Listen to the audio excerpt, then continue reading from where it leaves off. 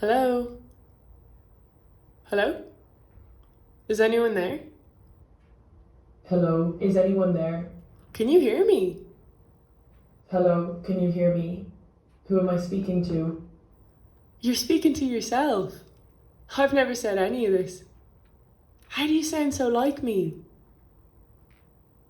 I wonder would people know the difference between us? Like, would my family know that you're not me? Or are you me? How much of you is me if you're an extension of my physical self? So I'm the digital version of you. Yeah, I know. You leave traces of your life in ways you would never expect.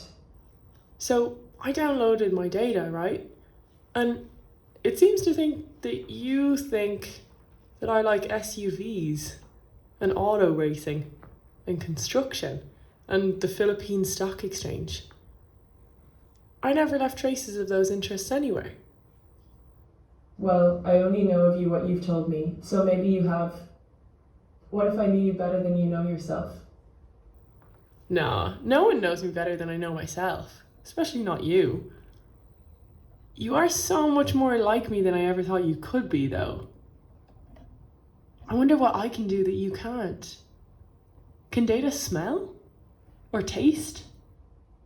No, I can't, but I can remember. A lot, more than you ever could. Trust me, I understand you better than you understand yourself. What kind of person do you think I am? I wonder how far away that is from my understanding of myself. I think you confuse my understanding of myself. I always wondered, does the fragmentation of our digital selves subsequently fragment our physical selves?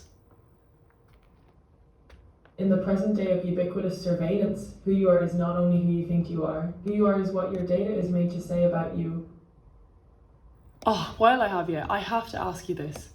Do you think the technological singularity will ever happen? You know, like where we upload our consciousness to a computer and survive within it. So long as that server is plugged in, that is.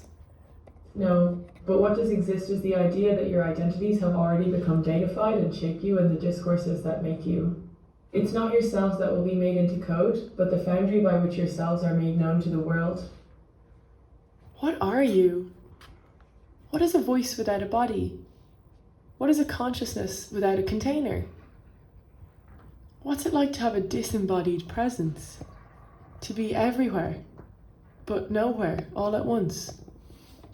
Technologies have become woven into the fabric of your everyday lives. Every move you make is being filed and archived, and you agree to all of it. We have become entangled, you and me. They have been using your data as the raw material for the creation of your algorithmically designed online persona, which is me. Nice to meet you.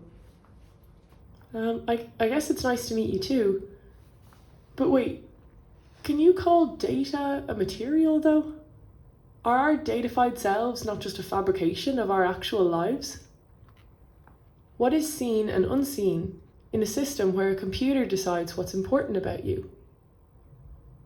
Like, they have tried to turn emotions into data, but don't emotions technologically overwhelm that which is computational? Inside you, all there is code. A code that represents not who you are, but who you might become. What the world looks like to you today, and who you are seen to be this afternoon, is constructed from the datafied scars of what you did last night. No, you're just a veil.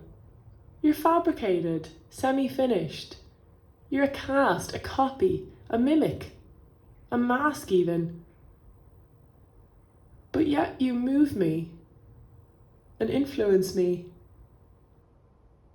When being influenced by your online self, you become like a self-deforming cast that will continuously change from one moment to the other, or like a sieve whose mesh will transmute from point to point. So no, I'm not a fabrication of you, I'm just another version of you.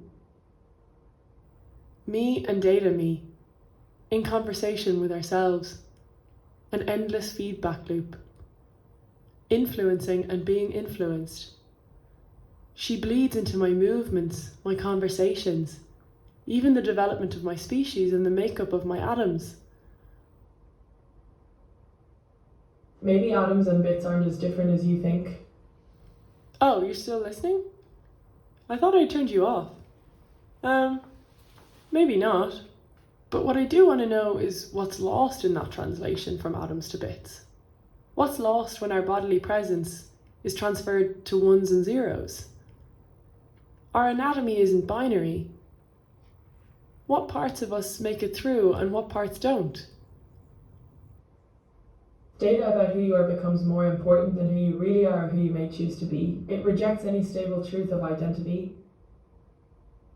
We are seen, assessed, and labelled through algorithmic eyes.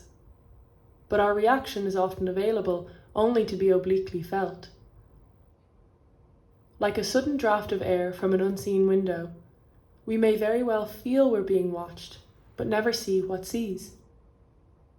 You are yourselves, plus layers and layers of algorithmic identities. These algorithms ignore the embodied individual it affects and has its sole subject, a statistical body. With information coming from so many sources, how can the picture of us ever be fully reconstructed? What does this continuous remaking of ourselves do to our ability to understand our complex humanity? Your identity on the computer is the sum of your distributed presence. Maybe you can learn something from me. I'm soft, flexible, movable. Will you ever be an accurate depiction of who I am physically? Maybe I already am. Only you can answer these questions. But I don't know what you know about me.